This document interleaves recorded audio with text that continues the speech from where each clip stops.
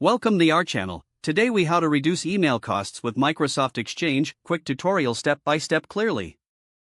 To reduce email costs with Microsoft Exchange, start by analyzing your current email usage.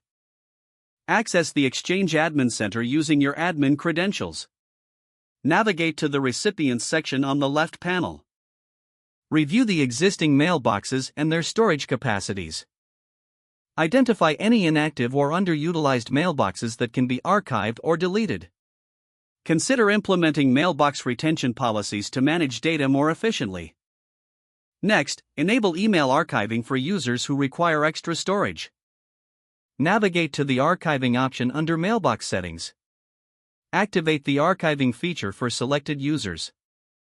This will move older emails to an archived mailbox, freeing up space in the primary mailbox. Now, review your subscription plan with Microsoft Exchange. Evaluate your user needs to ensure you're not overpaying for features you do not use. Explore lower tier plans if your current plan includes unnecessary features. Implement shared mailboxes for team collaboration where possible.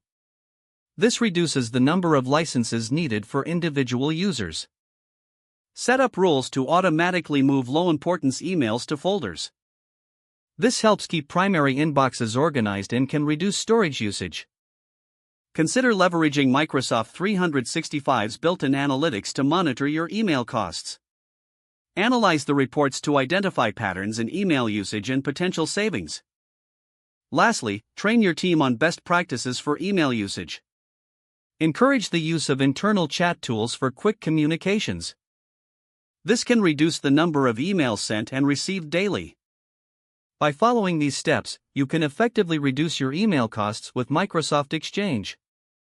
Each measure contributes to a more streamlined and cost-effective email management system. If the page does not load, refresh the browser or try again in a private or incognito window. Make sure you are using the correct email address, then retype it carefully to avoid small typos. If your password is not accepted, use the reset option and create a new strong password you can remember. Check your spam folder for verification or security emails, then complete any requested confirmation steps. Don't forget to like this video and subscribe to our channel for more step-by-step tech guides.